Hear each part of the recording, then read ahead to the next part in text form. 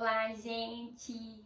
Deus abençoe a vida de todos vocês. Nós vamos estudar juntos o livro de Provérbios, capítulo 10.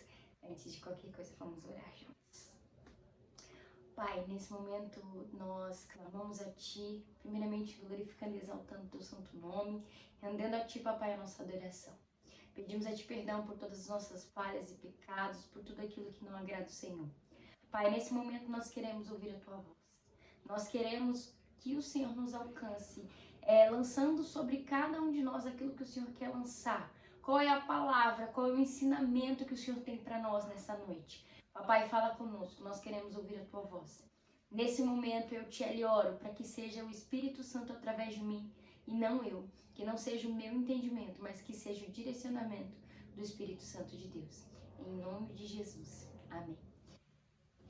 Como sempre eu faço, eu anotei aqui alguns versículos a qual eu vou pontuar, que o Espírito Santo ministrou a mim.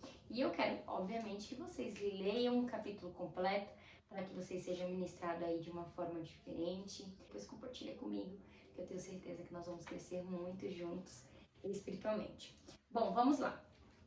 Antes de qualquer coisa, o capítulo 10, ele vem falar muito sobre pais e filhos, né? Vem falar. E aí eu já quero fazer uma pergunta para você. Primeiramente, você tem sido um bom filho? Será que a sua conduta tem agradado os teus pais terrenos e, obviamente, primordialmente, o teu Pai Celestial? Segunda pergunta, será que você tem sido um pai que agrada o coração de Deus? Um pai que venha direcionar o teu filho, os teus filhos, o caminho da verdade? Essa é uma pergunta que você tem que responder para você mesmo, não é para mim, tá? E se a resposta for não, bora melhorar isso, em nome de Jesus. Vamos lá, primeiro eu quero ler aqui o versículo 1 que está escrito assim: Provérbios de Salomão, o filho sábio alegra o seu pai, mas o filho insensato é a tristeza de sua mãe. Tá vendo por que eu fiz essa pergunta para vocês? Porque quando nós somos filhos sábios, nós agradamos o nosso pai e nossa mãe. Automaticamente nós vamos ser bênçãos na vida dos nossos pais. Então vamos vigiar na nossa conduta e vamos buscar agradar os nossos pais com tudo aquilo que nós viemos fazer. E aí eu já quero abordar a questão de pais, né? Como que nós pais, nós temos direcionado nossos filhos. Muitas das vezes a gente se preocupa muito com a conduta do outro pai, né? Às vezes a gente aponta uma mãe, um pai, às vezes a gente fala assim, aconteceu, meu coleguinha da escola bateu no meu filho. Aquela criança tem que ser punida, aquela criança precisa isso. Mas a gente não sabe o outro lado da história. A gente não sabe qual é o convívio daquela criança. A gente não sabe se falta amor para aquela criança. O que nós sabemos é que do outro lado existe um pai e uma mãe. E aí, se fosse o seu filho batendo no coleguinha, e aí a outra mãe desejasse a morte do seu filho, o castigo, qualquer outra coisa. Vamos vigiar. E ao invés de a gente querer justiça, da gente tanto buscar que façam, que a gente venha olhar, ter empatia com a vida do nosso próximo, pai, mãe, amiguinho, seja o que for dos nossos filhos, até mesmo na nossa vida num contexto geral, e vamos orar, ao invés de querer apenas que, Deus, olha, você tem que fazer isso, você tem que cobrar fulano daquilo, você tem que isso, você tem que aquilo. Eu entendo que a pessoa que ela é amada, ela entrega amor. Agora a pessoa que ela é abusada, que ela é ferida, que ela é machucada, ela vai entregar aquilo que ela recebeu, porque na crença dela, que amor é ferindo, é machucando, fazendo com que a outra pessoa sofra, ao invés de cuidar e zelar. Então vamos vigiar em questão disso. E aí eu vou pular para o versículo 12, que está escrito assim: o ódio excita contendas, mas o amor cobre todas as transgressões. Será que eu e você estamos agindo com ódio? Será que eu e você nós estamos agindo em amor? Será que nós estamos sendo pacificadores ao invés de construtores de contendas, de destruição, de guerra? Vamos vigiar e vamos transbordar mais amor ao invés de ódio.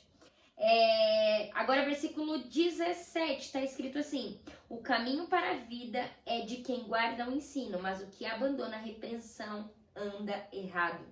Quando eu e você, nós andamos rebeldes, quando nós não aceitamos a repreensão, isso eu já trago para o mundo terreno aqui, quando a gente não aceita a repreensão dos nossos pais, automaticamente que nós não vamos aceitar a repreensão do nosso Pai Celestial. Porque pensa comigo, Se você não aceita a repreensão daquele que você está vendo, como que você vai aceitar a repreensão daquele que você não está vendo? Porque nós não temos Deus. Então a gente precisa, primeiramente, antes de qualquer coisa, aceitar a repreensão dos nossos pais, daquele a qual nos educa, nos ensina, para que então a gente consiga andar nesse caminho da vida, porque então a gente atraia para as nossas vidas bênçãos e não maldições. No versículo 18 está escrito assim: o que retém o ódio é de lábios falsos e o que difama é insensato. No versículo 19, no muito falar não falta transgressões, mas o que modera os lábios é prudente. Aqui está falando a importância de eu e você sermos sábios nas nossas palavras. Muitas das vezes a melhor opção e solução será o silêncio. E quão desafiador é uma pessoa que gosta de falar, uma pessoa que gosta de justificar, uma pessoa que gosta de dar ordens, ficar em silêncio. Mas aqui o Senhor ele está nos falando. E eu acredito muito que Salomão, aqui em Provérbios, ele gosta muito de falar sobre o poder das nossas palavras, né? O quanto que nós temos que vigiar e o quanto que nós temos que buscar sabedoria nesse falar. E existe alguns versículos que vai falar.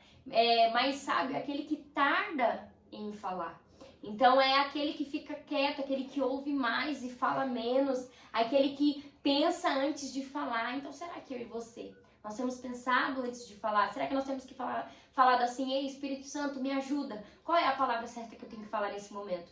Qual é o direcionamento que eu tenho que tomar exatamente nessa situação? Será que eu preciso falar? Será que eu preciso ficar em silêncio? Será que eu tenho que falar pouco, muito? O que eu tenho que falar? Então vamos ser sábios no nosso falar. Vamos ouvir o que o Espírito Santo de Deus tem nos direcionado a fazer e aplicar isso. E não apenas deixar como um direcionamento. Agora vamos para o versículo 26, que está escrito assim: como vinagre para os dentes e fumaça para os olhos, assim é o preguiçoso para aqueles que o mandam. Nós lemos, né, alguns capítulos anteriores, nós lemos sobre preguiça. E aí eu te pergunto, você levantou? Você começou a fazer aquilo que o Senhor falou que era para você fazer? Agir, estar em movimento, fazer o que precisa ser feito? Porque criança faz o que tem que fazer como criança. Não tem preocupação com boletos, não tem preocupação com afazeres, com responsabilidades. Vive a vida tranquilamente. Dorme a hora que quer, come a hora que quer, come o que quer. Agora, adulto não. Adulto se comporta e se posiciona como tal. Então, ele vai fazer o que precisa ser feito num papel de adulto, de maturo, de maturidade. Então, fazer o que muitas das vezes nós não queremos fazer. Então, aqui está falando sobre a questão da preguiça. Agora, vamos para o versículo 29, que está escrito assim: o caminho do Senhor é fortaleza para os íntegros, mas ruína aos que praticam iniquidade. Obviamente, se eu e você estamos fazendo bem, nós vamos olhar para o caminho do Senhor, nós vamos olhar para o direcionamento do Senhor e entender que é real aquele versículo que diz que Jesus é o caminho, a verdade e a vida. Nós vamos ter prazer em ler a palavra de Deus, nós vamos ter prazer em ver, em compreender aquilo que está escrito aqui, através do Espírito Santo de Deus, nós vamos ter prazer em viver uma vida com Cristo. Agora, aqueles que não seguem as instruções do Senhor, aqueles que não seguem a repreensão, né, não busca se corrigir diante do Pai, é óbvio que o caminho do Senhor para eles é ruína. Versículo 30 está escrito assim: o justo jamais será abalado, mas o perverso não habitará na terra. Versículo 31, a boca do justo produz sabedoria, mas a língua da perversidade será desarraigada. Os lábios do justo sabem o que agrada, mas a boca dos perversos somente o mal. Mais uma vez está falando sobre as palavras que nós lançamos. O que você tem falado? Quais são as palavras que você tem proferido? Palavra de vida ou palavra de morte? A palavra de Deus nos revela que há poder na nossa palavra e nós podemos, na vida dos nossos filhos, declarar vida ou morte. E aí eu te pergunto, quais são as palavras que você tem usado dentro do seu lar? Será que você tem dito assim que seus filhos são uma bênção? Ou será que você tem dito assim: você é um maloqueiro, você só anda com maloqueiro, você é um maloqueiro, você é um marginal, você é incompetente, você não serve para nada? Você está profetizando que o seu filho não servirá para nada. Então vigia nas suas palavras. Seu esposo: você é um infiel mesmo. Nunca pegou uma traição, mas você vive falando isso. Para porque você está profetizando que seu esposo será infiel.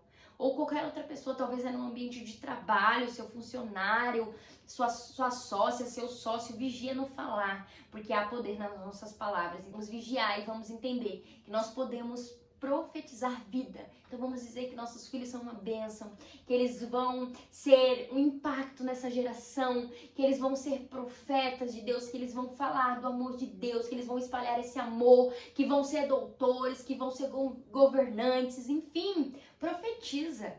É assim que nós vamos atrair para a vida dos nossos filhos aquilo que não existe. Mas, obviamente, as coisas ruins que nós falamos não existem ainda. E se nós continuarmos falando, nós vamos atrair para a vida deles. Então, vamos vigiar, vamos falar. E vamos também ouvir a voz do Espírito Santo no momento das tribulações. Para nós, então, fazermos o que o Senhor quer que nós façamos. Talvez ficar quieto, talvez falar pouco, talvez não falar nada, ou talvez falar aquilo que Ele vai nos direcionar a fazer, a falar. Porque eu tenho certeza que não existe nenhuma pessoa que se compare a Deus para nos direcionar às melhores decisões. Amém? Deus abençoe a sua vida. Vamos orar. Pai, nós te louvamos e engrandecemos o teu nome e te agradecemos por esse momento. Obrigada pela tua palavra.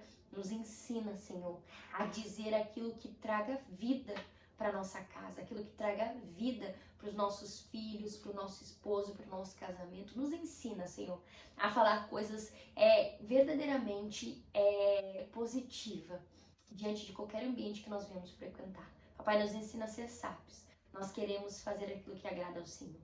Assim nós clamamos a Ti, em nome de Jesus. Amém. Deus te abençoe e até amanhã.